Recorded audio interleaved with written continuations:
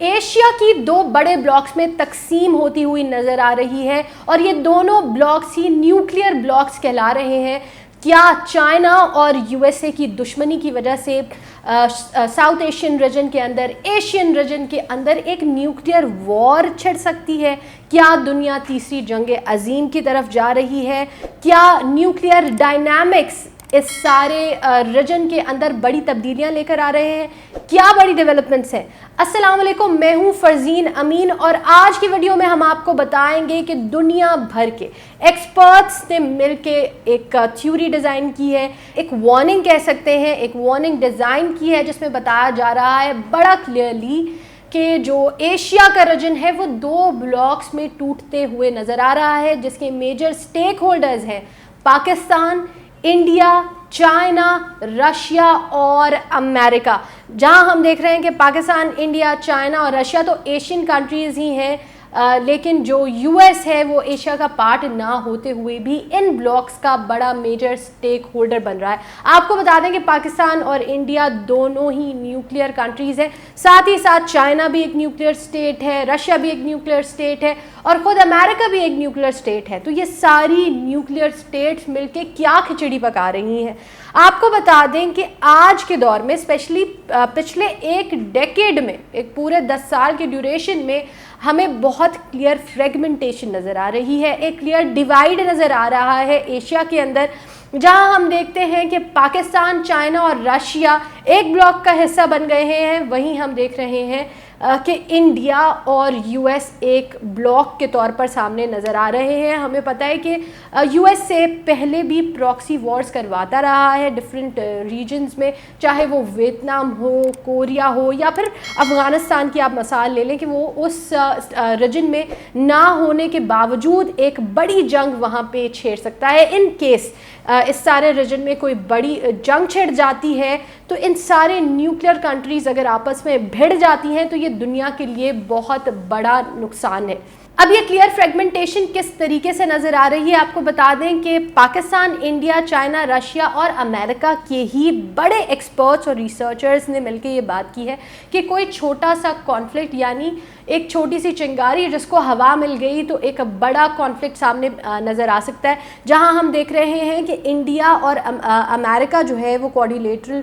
Security dialogue کا حصہ بن گیا ہے، جو مینلی چائنا کو کاؤنٹر کرنے کے لیے بنائی گئی ہے۔ وہیں چائنا جو ہے وہ اپنی اسٹریٹجک الائنسز کے ساتھ، پاکستان کے ساتھ جو اس کی الائنس ہے، رشیا کے ساتھ اس کی جو الائنس ہے، پھر انڈیا کے جو باقی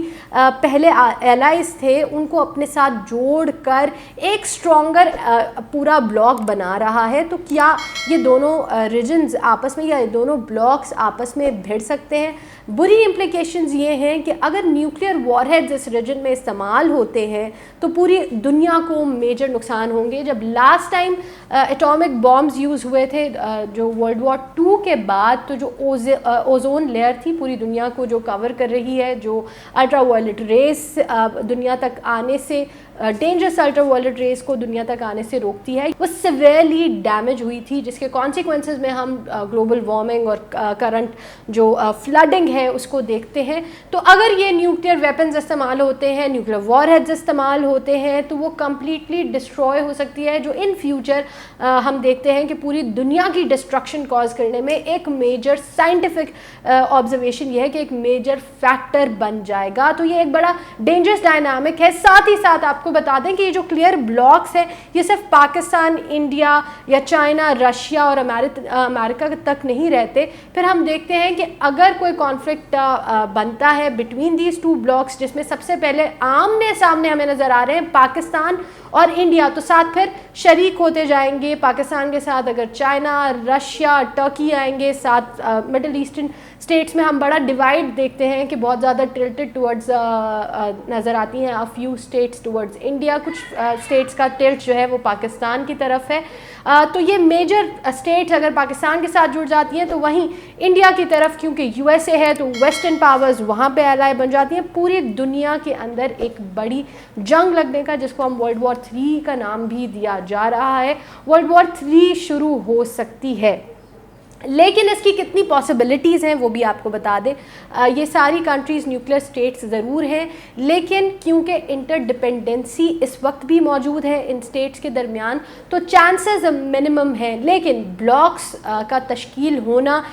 پہلا سائن ہوتا ہے، پہلا سمبل ہوتا ہے کہ ورلڈ جو ہے وہ ایک ڈسپیوٹ کی طرف جا رہا ہے. پہلے جب ہم نے بڑی الائنمنٹ دیکھی تو ہم نے دیکھا کہ رشیا اور US ورلڈ وار 2 کے بعد آمنے سامنے آئے، اور آمنے سامنے آنے کے بعد ہی دنیا کے ڈفرینٹ ریجنز میں پراکسی وارز شروع ہو گئی، جو کہ پھر افغانستان میں جو آخری جنگ ہوئی ان کے درمیان، اور پھر سوویت یونین ٹوٹ کر رشیا رہ گیا، اس پر ختم ہوئی. اب سب سے بڑا ڈینجرس سائن یہ ہے کہ دوبارہ سے دو پرومیننٹ بلاکس نظر آ رہے ہیں، اور اس وقت جہاں ایک طرف امریکہ ہی موجود ہے، دوسری طرف ہم چائنا کو دیکھ رہے ہیں. جہاں USA امریکہ سب سے زیادہ استعمال کر رہا ہے انڈیا کو، وہیں ہم دیکھتے ہیں کہ چائنا نے اپنی اسٹریٹجک پارٹنرشپ پاکستان کے ساتھ سب سے زیادہ